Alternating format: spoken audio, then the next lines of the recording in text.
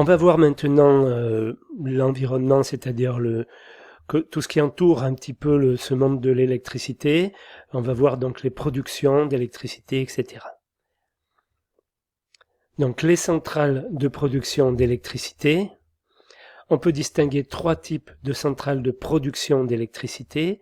Il y a les centrales thermiques, les centrales hydroélectriques et les centrales nucléaires. La centrale électrique, c'est un bâtiment industriel qui produit de l'électricité. En fonction du type de centrale, l'électricité n'est pas générée de la même manière. C'est principalement grâce à elle que les consommateurs, les particuliers et les entreprises peuvent bénéficier d'un réseau électrique. Alors, fonctionnement général d'une centrale thermique classique. Pour fonctionner, une centrale électrique doit produire une certaine énergie pour faire bouger les électrons à l'intérieur d'un alternateur. Ce sont ces électrons en mouvement qui se muent en électricité. C'est les énergies choisies pour cette mutation qui sont dites primaires. Dans la centrale thermique, l'énergie primaire est fournie par les énergies fossiles, que ce soit du fioul, du gaz ou du charbon.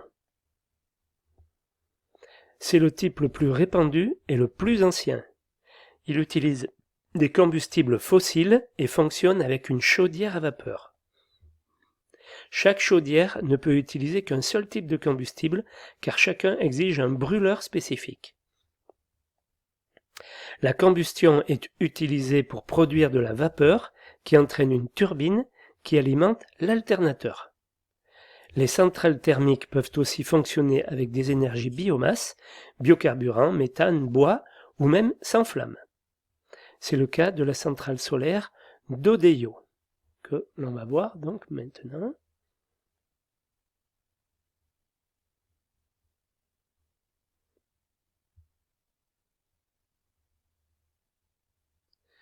Alors il n'y a pas de son, c'est normal, hein, ne vous affolez pas, c'est juste du texte.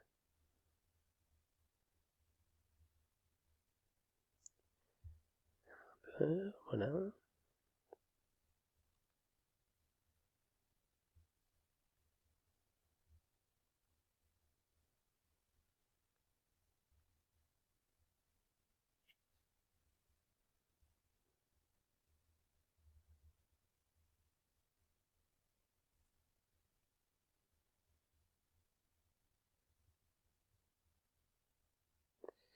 Voilà le principe. On a maintenant la centrale hydroélectrique. Dans une centrale hydroélectrique, pour alimenter le réseau électrique, on utilise une énergie renouvelable. C'est la force motrice qui provient d'une retenue d'eau qui va activer une turbine qui elle-même déclenche un alternateur. Un transformateur se charge de convertir en haute tension le courant produit pour son transport dans le réseau électrique.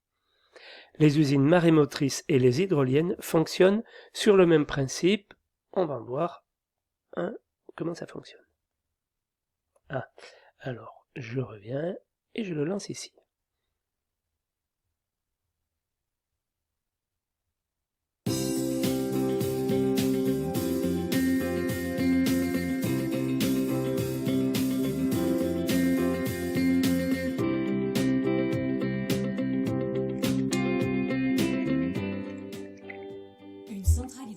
Produit de l'électricité en utilisant la force de l'eau. L'hydroélectricité est la première énergie renouvelable en France, mais aussi dans le monde. Il existe plusieurs types d'aménagements hydrauliques en fonction de la hauteur de la chute et du débit de l'eau. De haute chute, de moyenne chute et au fil de l'eau. Un barrage retient l'écoulement naturel de l'eau. De grandes quantités d'eau s'accumulent et forment alors un lac de retenue. Une fois l'eau stockée, et en fonction des besoins, des vannes sont ouvertes au niveau du barrage pour que l'eau s'engouffre dans de longs tuyaux appelés conduites forcées. Ces tuyaux, à taille humaine, conduisent l'eau vers la centrale hydraulique située en contrebas. Pour préserver le milieu aquatique, un débit minimal est maintenu dans le lit naturel de la rivière, entre le barrage et la centrale. Dans la centrale, à la sortie de la conduite, la force de l'eau fait tourner une turbine, qui fait à son tour tourner un alternateur. Dans l'alternateur, l'interaction entre les électroaimants du rotor, la partie mobile, et les bobines de fil de cuivre du stator, la partie fixe, produit un courant électrique.